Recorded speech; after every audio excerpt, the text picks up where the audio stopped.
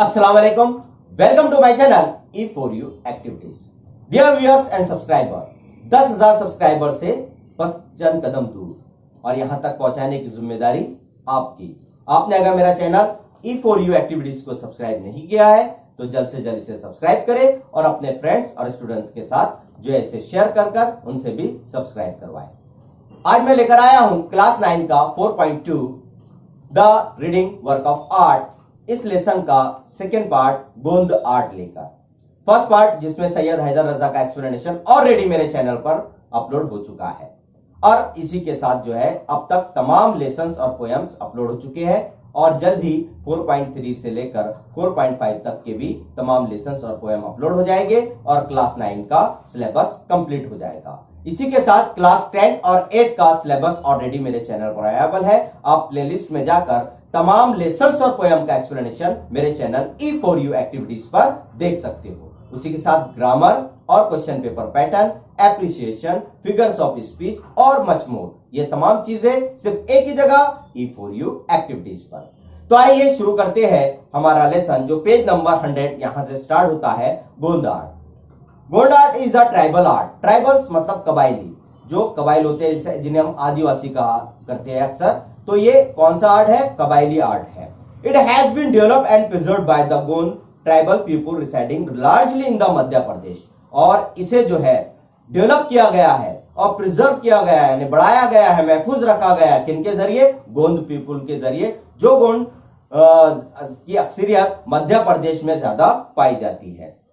महाराष्ट्र, उसी के साथ साथ महाराष्ट्र में, तेलंगाना में, आंध्र प्रदेश में and Orissa state of India. तो यहां भारत के कुछ स्टेट्स के नाम बताए हैं जहां पर ये गोंद जो है ट्राइब्स लोग रहते हैं, जिसमें मध्य प्रदेश, हमारा महाराष्ट्र, तेलंगाना, आंध्र प्रदेश और उड़ीसा जैसी रियासतें हैं। इन रियासतों में ज्यादातर अक्सरियत में गोंद जो है कबीले के लोग पाए जाते हैं।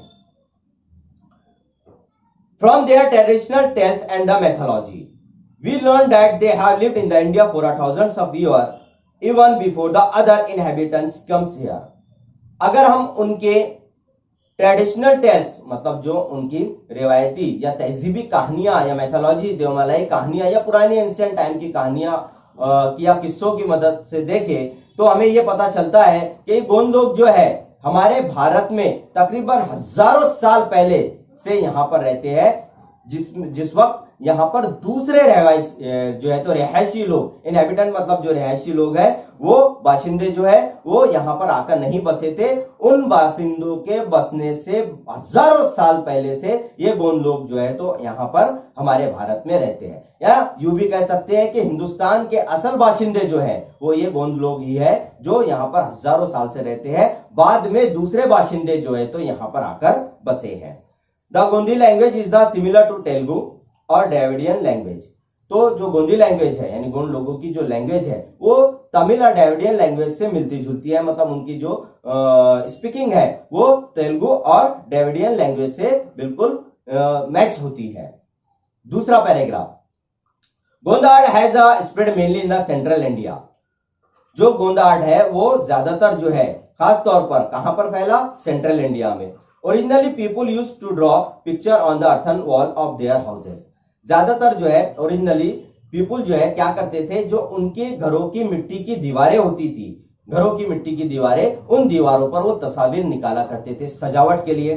उसके बाद most folk art involves the natural technique of preparing colours and use of several mediums. और इसके अंदर जो कलर्स का और मीडियम्स का इस्तेमाल होता था वो नेचुरल तरीके से हासिल किया जाता था, आर्टिफिशियल तरीके से नहीं। नेचुरल तरीके से जो है ये इन चीजों का इस्तेमाल करते थे। They are transferred from generation to generation, और एक नस्ल से दूसरी नस्ल तक यानी जनरेशन टू जनरेशन ये ट्रांसफर होता रहा। In a smoothly flowing process, जो है धीरे धीरे जो है ये स्मूथली प्रोसेसिंग के अंदर एक नस्ल से दूसरी नस्ल तक पहुंचता रहा। They are Gond art is a no exception to this, यानी गोंद आर्ट में इसकी कोई रियायत नहीं है कि a house decorate with the beautiful picture create a pleasant atmosphere. जो गोंड आर्ट है इसके अंदर जो घरों को डेकोरेट किया जाता था, जैसे कि हमने देखे कि मिट्टी की दीवारों के ऊपर तस्वीरें बनाया करते थे, तो जो घरों को डेकोरेट किया जाता था ब्यूटीफुल पिक्चर्स के जरिए, ये एक प्लीजेंट एटमोस्फेयर को जो है तो पेश करती थी। House also art is a medium of recording and the preserving what is seen. और ये जो मीडियम होता था, मतलब इनका जो तरीका होता था, ये इस चीज को एक्सपोज करता था कि वो क्या दिखाना चाहते हैं, कौन सी चीजों को महफूज रखना चाहते हैं, उसको रिकॉर्डिंग करना चाहते हैं, मतलब रिकॉर्ड रखना चाहते हैं, बचा कर रखना चाहते हैं। ये सारी चीजों को वो अपने उन कला, उस आर्ट के जरिए जो है अपने घरों की दीवारों पर तस्वीर के जरिए, खूबसूरत तस्वीर के जरिए वो पेश किया करते थे गोंड ट्राइब। थर्ड पैराग्राफ, इन फोक आर्ट्स, मतलब जो अवामी आर्ट्स होता है, मतलब जो लोक आर्ट होता है, लोक फन होता है, you yourself prepare the canvas, वो अपने तौर पर कैनवास को प्रिपेयर करते थे। The surface on which to draw and the colour with which you draw, और उस कैनवास के ऊपर जो वो चाहते थे, उस सरफेस के ऊपर, उसकी सतह के ऊपर, उस कैनवास की सतह के ऊपर जो वो बनाना चाहते थे, उस चीज को ड्रॉ किया करते थे, उसका मुख्तलिफ कलरों का इस्तेमाल करके। That is why creating folk art is a very enriching experience. इसलिए हम कह सकते हैं कि ये जो फोक आर्ट्स है, ये जो लोक फन है, ये बहुत इनरिचिंग, मतलब निखार पैदा करता था उस चीजों के अंदर। एन इनरिचिंग एक्सपीरियंस को पेश करता था, मतलब एक निखारने वाला तजुर्बा वो पेश किया करता था। This richness is the reflected in the choice of their medium, और ये रिचनेस और ये खासियत जो है उनके जो है तो medium of choice of medium, मतलब कलरों का इस्तेमाल, उसका शेडिंग, ये तमाम चीजों के जरिए रिफ्लेक्ट होता था, हमें जाहिर करता था।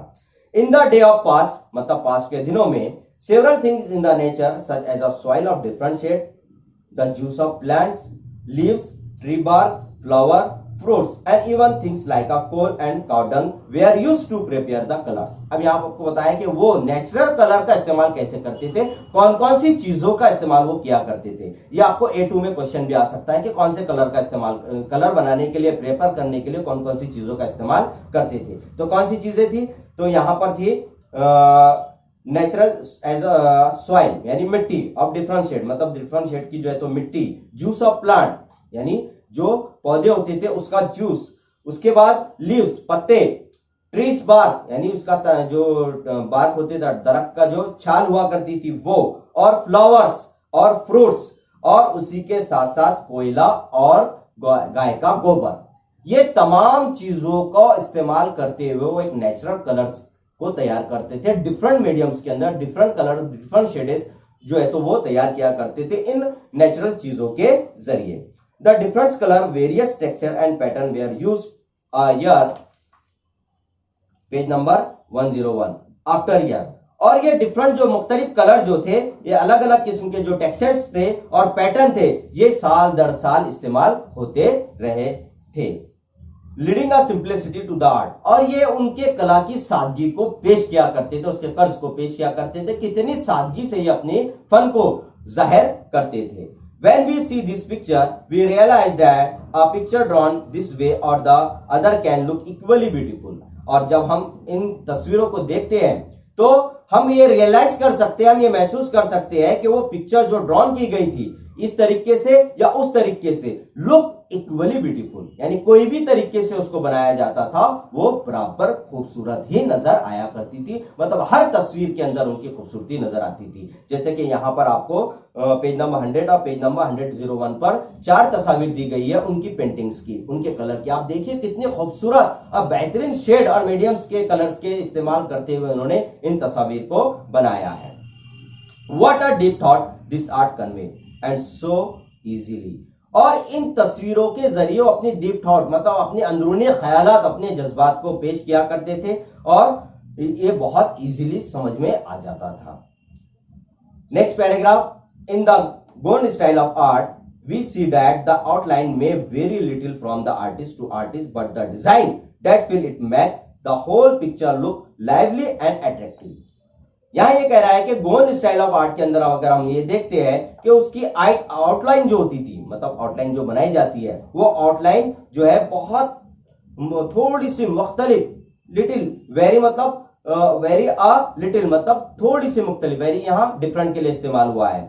फ्रॉम आर्टिस्ट टू आर्टिस्ट, एक आर्टिस्ट से दूसरे आर्टिस्ट तक पहुंचती थी, बट द डिजाइन, लेकिन जो उसका डिजाइन होता था, that will it make the whole picture lively, लेकिन जो डिजाइन बनता था वो ऐसा बनता था जैसे जिंदा, लाइवली, बिल्कुल जिंदा। और अट्रैक्टिव और बहुत ज्यादा दिलकश। मतलब वो अपनी तस्वीरें जो बनाते थे, आउटलाइन का जो इस्तेमाल करते थे मुख्तलिफ लेकिन बहुत कम, लेकिन उसके जरिए उनकी तस्वीरें ऐसी नजर आती थी जैसे बिल्कुल जिंदा और दिलकश। The design include the simple textures. Design के अंदर जो है तो आसान सिंपल बहुत से सिंपल टेक्सचर्स का इस्तेमाल किया जाता था। उसकी जो टेक्सचर्स होती थी, उसकी जो बनावट होती थी वो बहुत सिंपल होती थी। अचीविंग यूजिंग डॉट, जिसके अंदर डॉट का इस्तेमाल होता था। उसी के साथ साथ में स्ट्रेट लाइंस का इस्तेमाल होता था, डॉटेड लाइन का इस्तेमाल होता था, कर्वे शेप एंड सर्कल का इस्तेमाल होता था। तो इन ज्योमेट्रिकल शेप का इस्तेमाल करके जो है वो अपनी तस्वीर को बनाया करते थे। Special attention is given to the choice of various colour, और खास तौर पर तवज्जो दी जाती थी कि कौन सी तस्वीर में कौन से कलर का इस्तेमाल किया जाना चाहिए, so that the total effect is amazing and beautiful. और इसका क्या असर पड़ता था, एक बहुत ही अमेजिंग और जो है ब्यूटीफुल, खूबसूरत और दिलकश जो है तो वो पिक्चर तैयार होती थी, और ड्राइंग तैयार होती थी, वो पेंटिंग तैयार होती थी, जैसे कि आपको इस किताब के अंदर नजर आ रही है। आप अंदाज लगा सकते हैं कि कितने बेहतरीन टेक्सचर्स और शेड और कलर्स का इस्तेमाल करके बेहतरीन तस्वीरें, खूबसूरत तस्वीरें वो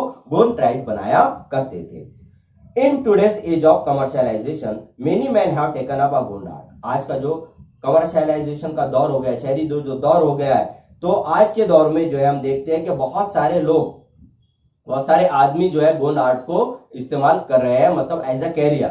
but the roots of folk arts probably lie in women's daily chores like a cleaning and the decorating the houses.